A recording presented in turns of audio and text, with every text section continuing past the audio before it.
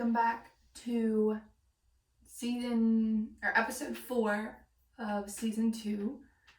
Today we're going to be talking a little bit about kind of expectations that you put on yourself and how to avoid being upset with yourself when you make mistakes. So, that being said, let's start recording and get ready for episode number 4. Hey guys, welcome back to Everything Happens for a Reason, but what the fuck?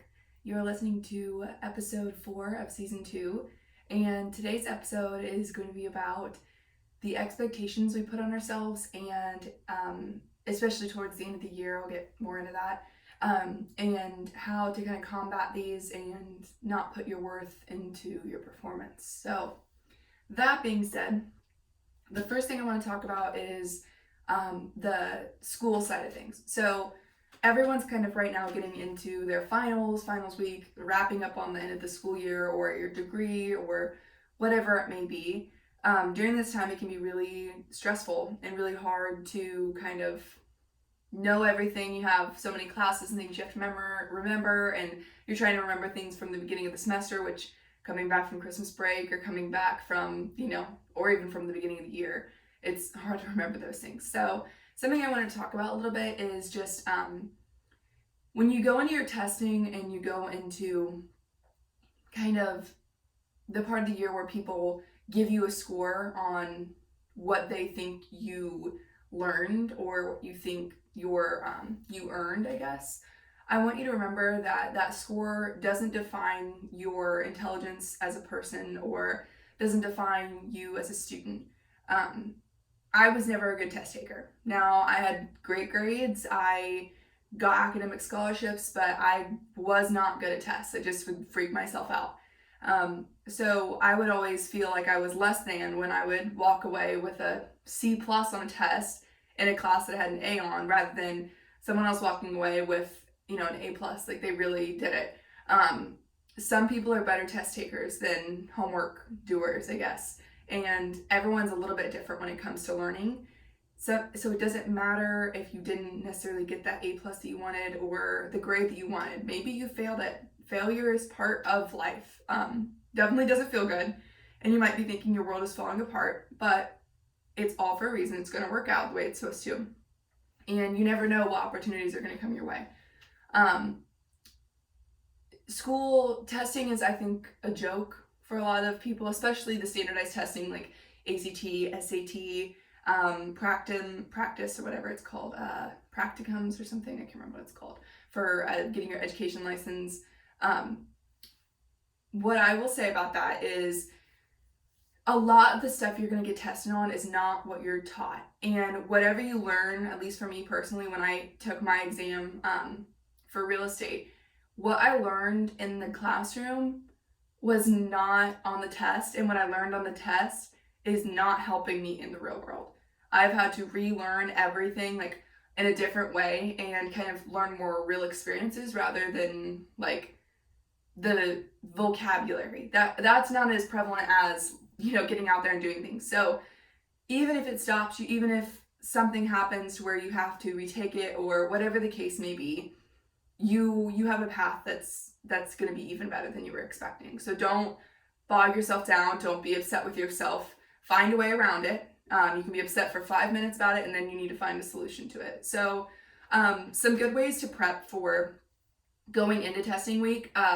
What I always used to do that helped me was Quizlet is huge for literally any test. Type it in and someone's already done one for you. So don't make yourself a bother by doing flashcards. If you do flashcards, do bullet points, things that you're going to remember, and make them your own way. Make them something that's going to, I was always really, I really liked rhyming. So if I could get something that rhymed with another, term, I would always be able to understand it a little better. So that's something that's good to do. Another thing I used to do is don't spend your day before your test studying the whole day. A lot of people try to cram and study the day before.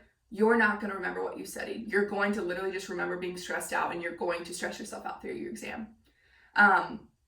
The test doesn't define you. I can say that 1,000 times. It doesn't. It doesn't mean that you don't know what you're talking about. It does not mean that you're not smart. It doesn't mean that you're not going to be successful. It just means that you've got to take another step, or you're getting led in a different direction that you won't even know until a few years later. So one thing I really want you to think about is kind of not putting so much pressure on yourself when it comes to testing and exams, and spending time with, study with a friend. Force yourself to be with someone else, and they'll hold you more accountable. Make sure the morning of, or the night before actually too, get plenty of sleep. Make sure you're not depriving yourself of sleep, and make sure that you have a fresh mind. So get something to eat, and maybe right before the exam, or when you're eating your breakfast or whatever it may be, just watch 30 minutes of your favorite show, or listen to your favorite podcast. This one, it better be this one. And just do what you do best. And just show up for yourself. Don't put so much pressure on every question. Don't second guess yourself. Just trust your gut, okay? It'll work out the way it's supposed to, all right? So next thing I want to talk about, I guess, and I could talk about this for hours, but is your athletic performance. So right now you're probably going into if you're in high school, you're probably going into your regions or your sectionals, which some people don't know, but for like track experience and like other schools or other events too, like baseball, soccer, whatever, you have to beat out other schools or other athletes in order to get on.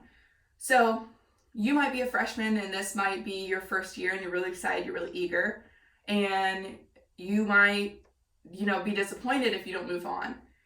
But you never know, there could be a senior out there that this is it for them. This is their last event. So what I want you to think about too, as you're going into these meets and these, these competitions, is be mindful of what you're saying.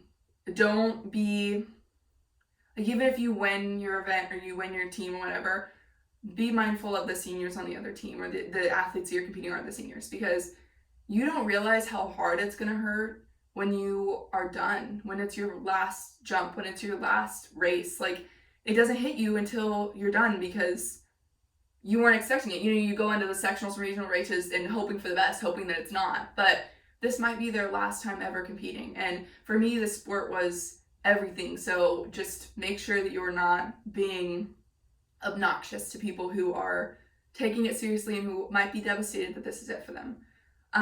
Another thing I want to talk about regarding performance is sometimes we base our athletic ability on our best jump. Does that make sense? Or your personality, or your worth. That's a big thing. I struggle with this a lot. Not thinking I was good enough if I didn't jump well enough, or not thinking that I was a good athlete if I hit a hurdle, or if I didn't PR every single meet. You as an athlete it's not compiled of just your PRs and your bests. It's compiled of every time you showed up when someone else didn't.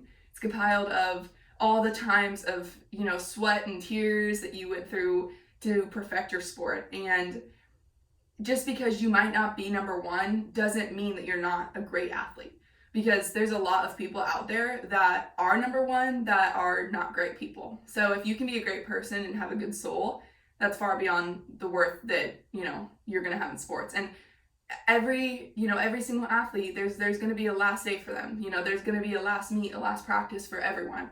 So if yours comes earlier than others, I'm sorry that you don't get more time with it, but I'm excited to see who you become. And sports are great. They teach you a lot of stuff. They teach you a lot of real world, problems, and how to get through things, and communication and friendship and teamwork. But I also want you to know that just because your sport's over doesn't mean your life is over. Okay, you have so much more to give to the world, and I can't wait to see the things you accomplish. And I'm just, I'm excited to see what this, new generation of athletes is going to. I always love to see things being broken and records being broken, and obviously Caitlin Clark and Tara Davis are out there, making the world a better place with women athletics, and just paving the road for the future generations. So you never know who's watching you. You never know what little girl's watching the way you react. So make sure that you're always being the best you can be. Even if you're upset, just make sure that you're making yourself proud and making other people proud that you might not even know are watching. Ways to combat coming into your last meet or those competition seasons. Sleep is huge. Sleep is really huge. This part of your season is not a time to start trying new things or creating new ways to do things. Right now, it's maintain. So you're going to maintain for the rest of the season, And with your maintain, usually that typically it'll be your best performance regardless, because you should be in the best shape right now. If you're not, we'll see how that goes. But I always recommend to kind of maintain food, maintain whatever you're doing. And as finals week come on, make sure that you're keeping on top of your grades, because anyone can be, caught off guard and lose that scholarship if you're not doing what you're supposed to be doing in the classroom. So yeah, just make sure you're eating the way you're supposed to, sleeping the way you're supposed to, and putting good thoughts into your head. Don't make yourself upset. Don't overthink anything, and just do what you're supposed to do. Do what you've been training for. Yeah, as always, you might not be the smartest or funniest or prettiest person or most athletic person, but the one thing you can be is the kindest person in every room. So as you go out into the world, be the kindest. All right, have a good day, guys. Bye.